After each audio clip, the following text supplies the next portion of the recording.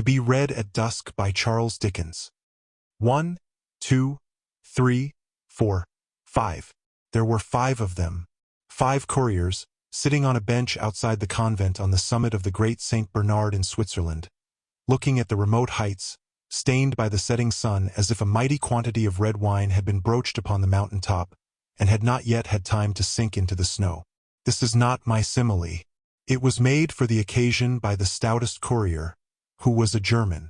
None of the others took any more notice of it than they took of me, sitting on another bench on the other side of the convent door, smoking my cigar, like them and 3/4 also like them, looking at the reddened snow, and at the lonely shed hard by, where the bodies of belated travelers, dug out of it, slowly wither away, knowing no corruption in that cold region. The wine upon the mountain top soaked in as we looked. The mountain became white, the sky a very dark blue, the wind rose, and the air turned piercing cold. The 5 couriers buttoned their rough coats. There being no safer man to imitate in all such proceedings than a courier, I buttoned mine. The mountain in the sunset had stopped the 5 couriers in a conversation. It is a sublime sight, likely to stop conversation. The mountain being now out of the sunset, they resumed. Not that I had heard any part of their previous discourse, for indeed, I had not then broken away from the American gentleman, in the traveller's parlor of the convent, who, sitting with his face to the fire, had undertaken to realize to me the whole progress of events which had led to the accumulation by the Honorable Ananias Dodger of one of the largest acquisitions of dollars ever made in our country. "My God," said the Swiss courier, speaking in French, which I do not hold, as some authors appear to do, to be such an all-sufficient excuse for a naughty word, that I have only to write it in that language to make it innocent. "If you talk of ghosts—" "But I don't talk of ghosts," said the German. "Of what then?" asked the Swiss. "If I knew of what then," said the German, "I should probably know a great deal more." It was a good answer, I thought, and it made me curious. So, I moved my position to that corner of my bench which was nearest to them, and leaning my back against the convent wall, heard perfectly, without appearing to attend.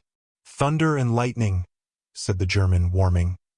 "When a certain man is coming to see you unexpectedly, and, without his own knowledge, send some invisible messenger, to put the idea of him into your head all day, what do you call that? When you walk along a crowded street, at Frankfurt, Milan, London, Paris, and think that a passing stranger is like your friend Heinrich, and then that another passing stranger is like your friend Heinrich, and so begin to have a strange foreknowledge that presently you'll meet your friend Heinrich, which you do, though you believed him at Trieste, what do you call that?" "It's not uncommon, either," murmured the Swiss and the other 3. "Uncommon," said the German. "It's as common as cherries in the Black Forest. It's as common as macaroni at Naples. And Naples reminds me, when the old Marchesa Senzanima shrieks at a card party on the Chioggia, as I heard and saw her, for it happened in a Bavarian family of mine, and I was overlooking the service that evening. I say, when the old Marchesa starts up at the card table, white through her rouge, and cries, 'My sister in Spain is dead,' I felt her cold touch on my back. And when that sister is dead at the moment 3/4, what do you call that? Or when the blood of San Gennaro liquefies at the request of the clergy, as all the world knows that it does regularly once a year in my native city," said the Neapolitan courier after a pause, with a comical look. "What do you call that?" "That?" cried the German. "Well, I think I know a name for that." "Miracle?" said the Neapolitan, with the same sly face. The German merely smoked and laughed, and they all smoked and laughed. "Bah!" said the German presently. "I speak of things that really do happen. When I want to see the conjurer, I pay to see a professed one, and have my money's worth. Very strange things do happen without ghosts." "Ghosts? Giovanni Baptista, tell your story of the English bride. There's no ghost in that, but something full as strange." "Will any man tell me what?" As there was a silence among them, I glanced around. He whom I took to be Baptista was lighting a fresh cigar. He presently went on to speak. He was a Genoese, as I judged. "The story of the English bride?" said he. "Basta! One ought not to call so slight a thing a story. Well, it's all one. But it's true. Observe me well, gentlemen. It's true. That which glitters is not always gold. But what I am going to tell is true." He repeated this more than once. 10 years ago, I took my credentials to an English gentleman at Long's Hotel in Bond Street, London, who was about to travel. It might be for 1 year, it might be for 2. He approved of them, likewise of me. He was pleased to make inquiry. The testimony that he received was favorable. He engaged me by the 6 months, and my entertainment was generous. He was young, handsome, very happy. He was enamored of a fair young English lady, with a sufficient fortune, and they were going to be married. It was the wedding trip, in short, that we were going to take. For 3 months' rest in the hot weather, it was early summer then. He had hired an old place on the Riviera, at an easy distance from my city, Genoa, on the road to Nice. Did I know that place? Yes. I told him I knew it well. It was an old palace with great gardens. It was a little bare, and it was a little dark and gloomy, being close surrounded by trees. But it was spacious, ancient, grand, and on the seashore. He said it had been so described to him exactly, and he was well pleased that I knew it. For its being a little bare of furniture, all such places were. For its being a little gloomy, he had hired it principally for the gardens, and he and my mistress would pass the summer weather in their shade. So all goes well, Baptista?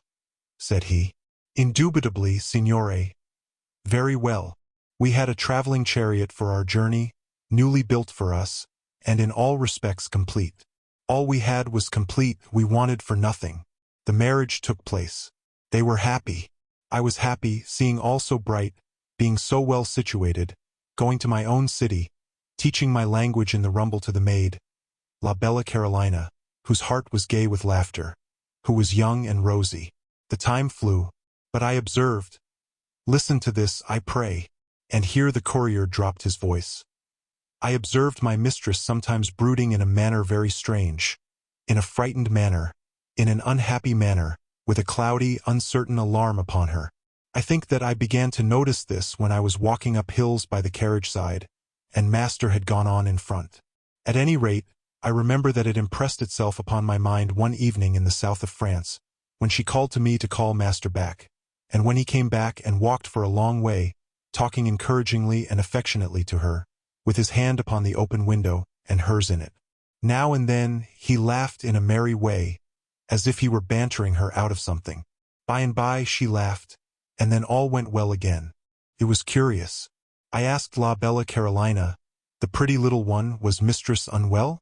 No, out of spirits? No. Fearful of bad roads, or brigands? No. And what made it more mysterious was, the pretty little one would not look at me in giving answer, but would look at the view. But one day she told me the secret. If you must know, said Carolina, I find, from what I have overheard, that mistress is haunted. How haunted? By a dream. What dream? By a dream of a face.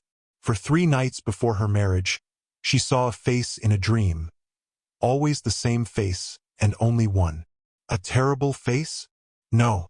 The face of a dark, remarkable-looking man in black, with black hair and a gray mustache.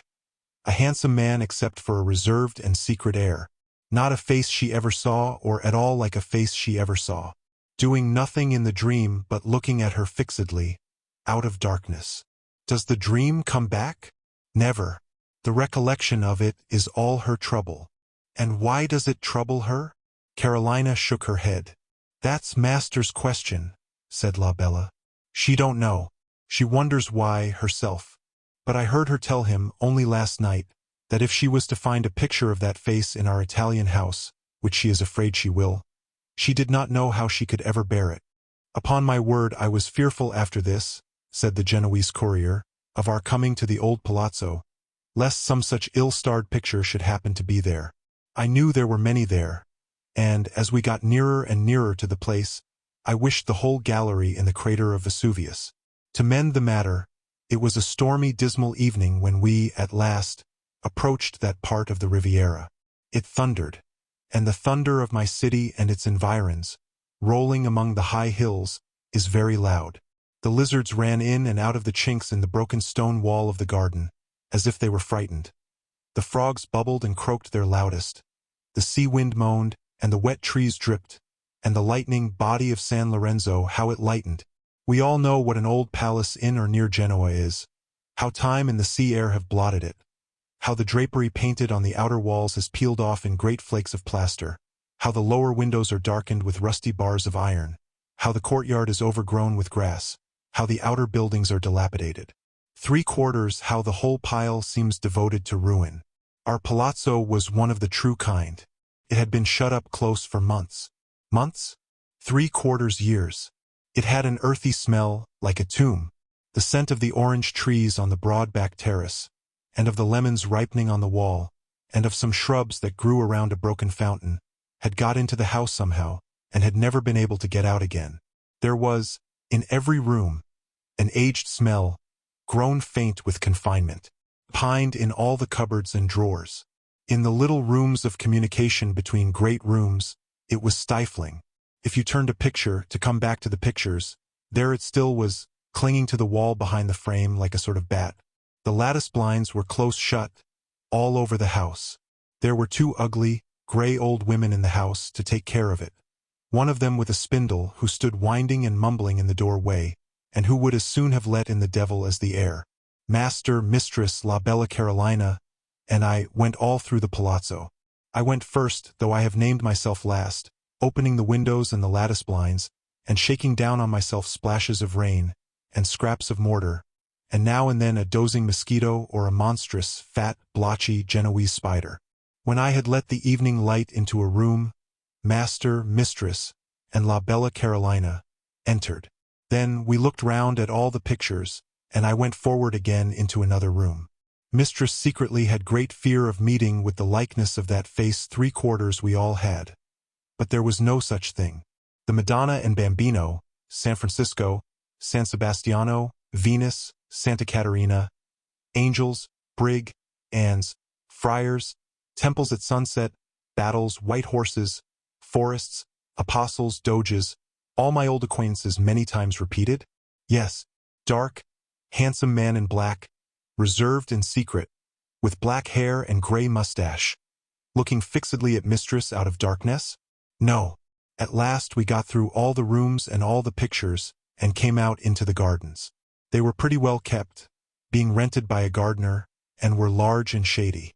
In one place there was a rustic theater open to the sky, the stage a green slope, the coulisses 3 entrances upon a side, sweet-smelling leafy screens. Mistress moved her bright eyes, even there, as if she looked to see the face come in upon the scene. But all was well. "Now, Clara," Master said in a low voice, "you see that it is nothing? You are happy." Mistress was much encouraged. She soon accustomed herself to that grim palazzo, and would sing, and play the harp, and copy the old pictures, and stroll with Master under the green trees and vines all day. She was beautiful. He was happy. He would laugh and say to me, mounting his horse for his morning ride before the heat, "All goes well, Baptista." "Yes, signore. Thank God, very well. We kept no company. I took La Bella to the Duomo and Annunziata, to the cafe, to the opera, to the village festa, to the public garden, to the day theater, to the marionetti. The pretty little one was charmed with all she saw. She learnt Italian. Heavens!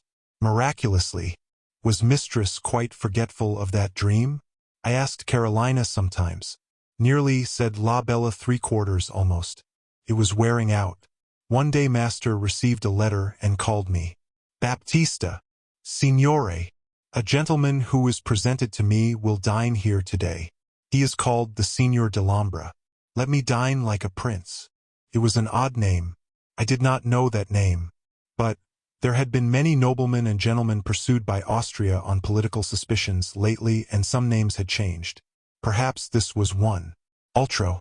Dellombra was as good a name to me as another. "When the Signor Dellombra came to dinner," said the Genoese courier in the low voice, into which he had subsided once before, "I showed him into the reception room, the great sala of the old palazzo. Master received him with cordiality, and presented him to Mistress. As she rose, her face changed. She gave a cry, and fell upon the marble floor. Then I turned my head to the Signor Dellombra, and saw that he was dressed in black, and had a reserved and secret air, and was a dark, remarkable-looking man, with black hair and a gray mustache. Master raised Mistress in his arms, and carried her to her own room, where I sent La Bella Carolina straight. La Bella told me afterwards that mistress was nearly terrified to death, and that she wandered in her mind about her dream all night. Master was vexed and anxious, 3/4 almost angry, and yet full of solicitude. The Signor Dellombra was a courtly gentleman, and spoke with great respect and sympathy of mistresses being so ill. The African wind had been blowing for some days, they had told him at his hotel of the Maltese Cross, and he knew that it was often hurtful. He hoped the beautiful lady would recover soon. He begged permission to retire, and to renew his visit when he should have the happiness of hearing that she was better. Master would not allow of this, and they dined alone. He withdrew early. Next day he called at the gate, on horseback, to inquire for mistress. He did so 2 or 3 times in that week. What I observed myself, and what La Bella Carolina told me, united to explain to me that master had now set his mind on curing Miss Tress of her fanciful terror. He was all kindness, but he was sensible and firm. He reasoned with her, that to encourage such fancies was to invite melancholy, if not madness, that it rested with herself to be herself, that if she once resisted her strange weakness, so successfully as to receive the Signor Dellombra as an English lady would receive any other guest, it was forever conquered. To make an end, the Signore came again, and mistress received him without marked distress, though with constraint and apprehension still, and the evening passed serenely. Master was so delighted with this change, and so anxious to confirm it, that the Signor Dellombra became a constant guest. He was accomplished in pictures, books, and music, and his society in any grim palazzo would have been welcome. I used to notice many times that mistress was not quite recovered. She would cast down her eyes and droop her head before the Signor Dellombra, or would look at him with a terrified and fascinated glance, as if his presence had some evil influence or power upon her. Turning from her to him, I used to see him in the shaded gardens, or the large half-lighted sala, looking, as I might say, fixedly upon her out of darkness. But, truly, I had not forgotten La Bella Carolina's words describing the face in the dream. After his second visit, I heard master say, "Now see, my dear Clara, it's over.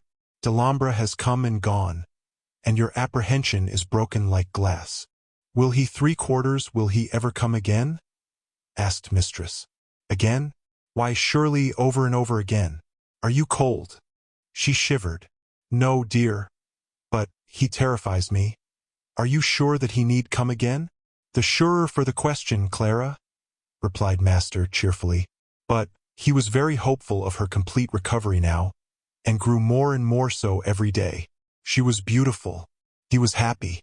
"All goes well, Baptista?" he would say to me again. "Yes, signore, thank God." "Very well." "We were all," said the Genoese courier, constraining himself to speak a little louder, "we were all at Rome for the carnival. I had been out all day with a Sicilian, a friend of mine, and a courier, who was there with an English family. As I returned at night to our hotel, I met the little Carolina, who never stirred from home alone, running distractedly along the Corso. "Carolina, what's the matter? Oh, Baptista! Oh, for the Lord's sake, where is my mistress?" "Mistress? Carolina? Gone since morning, told me when master went out on his day's journey not to call her, for she was tired with not resting in the night, having been in pain, and would lie in bed until the evening, then get up refreshed. She is gone. She is gone. Master has come back, broken down the door, and she is gone. My beautiful, my good, my innocent mistress." The pretty little one so cried, and raved, and tore herself that I could not have held her, but for her swooning on my arm as if she had been shot. Master came up 3/4 in manner, face, or voice, no more the master that I knew, than I was he. He took me, I laid the little one upon her bed in the hotel, and left her with the chamber women, in a carriage, furiously through the darkness, across the desolate Campagna. When it was day, and we stopped at a miser-able post-house, all the horses had been hired 12 hours ago, and sent away in different directions. Mark me, by the Signor Dellombra, who had passed there in a carriage, with a frightened English lady crouching in one corner.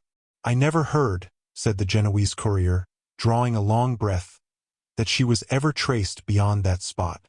All I know is that she vanished into infamous oblivion, with the dreaded face beside her that she had seen in her dream.